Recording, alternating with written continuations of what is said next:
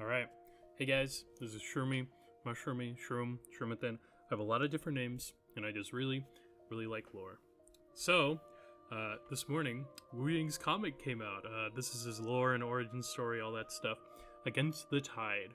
So, I've already gone ahead and read this, and I have a lot of my first initial thoughts on Twitter, but I still wanted to make a little video just talking about the comic and highlighting some little details I noticed.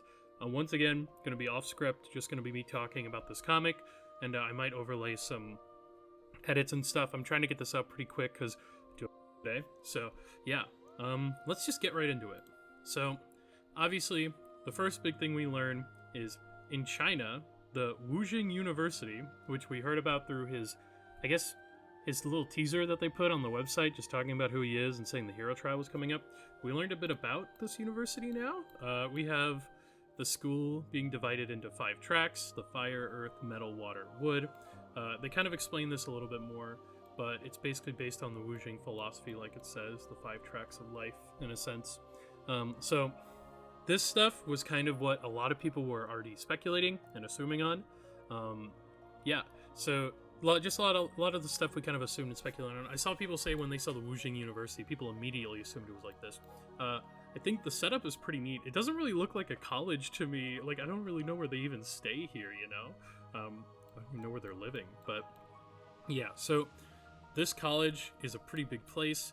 Apparently, the big thing that stuck out to me instantly was during the Omnic Crisis, a task force of Fire College alumni beat back Anubis' forces. This is crazy. Not many places beat back Anubis' forces, so these guys are really strong. Well, I should say not many places. It took a lot of effort to beat back Anubis' forces. I would like to know, like, the exact time frame of when this happened, basically. I think it would be really interesting if it was towards the end of the war, beginning of the war, that kind of thing. But, yeah, so this has been a place for a really long time, and we've just never heard about it before. So, interesting stuff. And obviously, Wuyang is here, and he's kind of looking up longingly at the college. But the big thing we get is his sister here. His sister, Anran, I believe her name is. Anran, I don't know how you say her name. Obviously, I haven't heard it pronounced yet. It's just in the comic. I've read the comic first. I didn't actually watch the video they posted yet, so I'll probably go back and do that soon. But, yeah. So, basically, his parents were in the fire track just like him, and his sister's like the prestigious college student of the academy. He's super inspired by her, everyone is, and he wants to aspire to be like her and his family tradition of being in the fire tract. But obviously, things do not go that way because his codename was Aqua, and he didn't score high enough to attend the fire college. He gets put in the water track, which is basically for healing and support roles. He obviously doesn't like this. His family kind of looks down on him for it without saying it. Pretty rough. His sister, though, I feel like his sister, even from these brief little interactions, still really likes him. So yeah, but he also learns in the background just the fire tract itself while in the water track, which is pretty neat. And then the big thing for me in this is this takes place, part of it, during the Null Sector attacks. So aka Season 6 Invasion, PvE, it's when Null Sector began to attack the world. Null Sector attacks China, and it's up to the fire group to basically, fire track, to go on the offense, water track on defense, healing, earth on defense, metal on defense, wood on defense, I'm assuming. But everybody goes to their stations. And as you can see from this image, Null Sector does a number on this city. It's kind of crazy. Null Sector does a number, and they, I guess, like, I'll talk more about Null Sector in a minute, but Null Sector does a pretty hefty number. It doesn't look like they can really fight back here.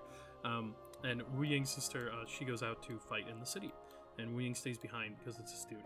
But when her squad comes back and she's not with them, he changes course, and basically he's like, I have to go find my sister and help her. This is a really cool shot I like. You can see a Titan. I don't know how they defeated this. I'm really curious. If you haven't read the comic, they do push back Null Sector apparently, so I don't know how they beat the Titan, but they beat the Titan. And he finds his sister. She's being surrounded by Null Sector bots, calls them tin heads. Yeah. And yeah, he basically saves the day with his sister in tow. And they regroup, they team up, you know, the whole thing. And yeah, and Null Sector is defeated. Well, he says that official forces arrived. So I guess Null Sector wasn't prepared to fight a military for some reason.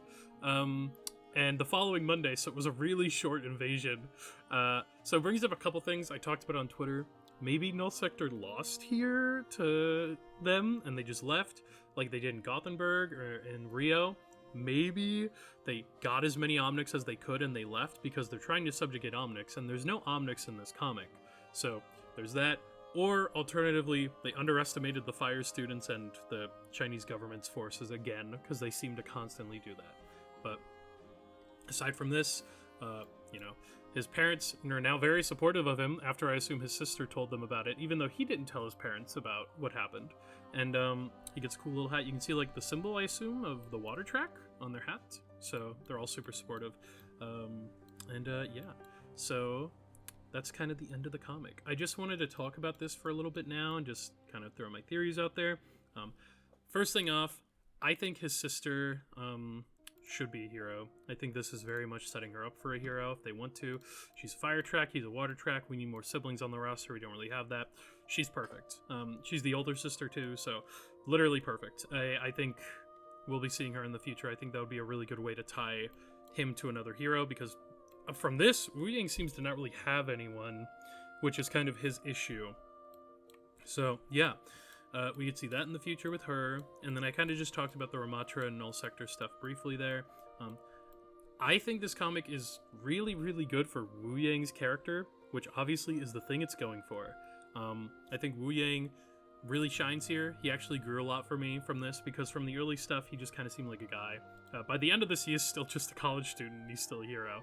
So, but yeah, I mean, very, very interesting stuff with the college itself. I hope we get to see more of the college. Would love to see it as a map. I know people talked about there's a stadium map in China coming out in season 19, so maybe we could see the college as the map, or maybe specifically the water college here as the map location. That could be fun.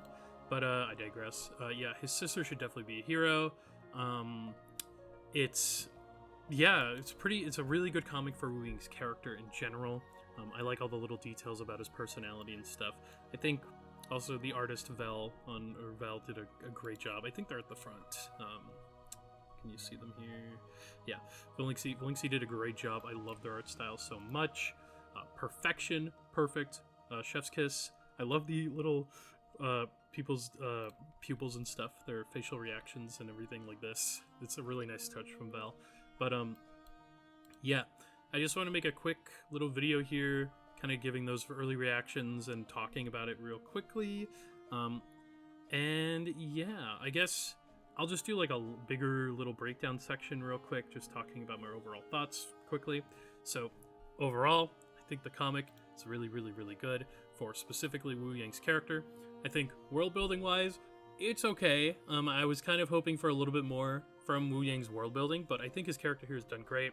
I love his sister. I think his family's really interesting. I think he brings a different perspective to the roster, which I think was really, really, really, really, really important. Because, when you just saw him, you just saw young male support, and I was worried that it was going to be kind of safe. But he brings a unique perspective, and also being a college student and stuff is pretty fun. I don't think we have many of those or have really heard about this kind of stuff, really. So, yeah. I think it's kind of telling to me, real quick, if we can talk about Null Sector again. I think it's very telling that they seem to be glossing over the Null Sector stuff a lot. The Null Sector stuff is really a background focus now, which is kind of disappointing. I'm not saying every hero should rely on Null Sector, but not hearing about Null Sector for like 2 years or whatever, and then hearing about it here, name dropped, and they're just like, yeah, we beat it in a week. Kind of makes me disappointed, because they're supposed to be a lot stronger of a force. They're supposed to be a world threat, and they really don't feel like one anymore. Because I was talking to a friend about this earlier. They basically have what? Toronto right now? Toronto and I guess Tokyo are the places they have control of. Still don't know how any government can beat this, but I digress. I think Null Sector, it's kind of weird they're here, because we haven't heard about them in so long. It's fine, though. I'm sure we're going to hear more about Null Sector in the future. I hope we get to see Ramatra again, and maybe he'll talk to Wuyang about how Wuyang fought against them in-game when he comes out later this week. So I'm going to be posting those on Twitter, as I always do, and I'll try to make a compilation on here as well when I can. perhaps that day or the day after, going over his voice lines, or I'll just post them to short stories, one by one shorts. Yeah, they're shorts on here on YouTube. But yeah, those are just my really early thoughts on Wuyang. I hope you guys enjoyed my early little rambles. If you have any other lore ideas or thoughts or theories, please leave them below. I want to hear everybody's thoughts on this. I love when we get lore drops. I'm gonna be thinking about this probably for the next like 4 days. And yeah, make his sister a hero, please. That's all from me, and I'll see you guys next time in the next one.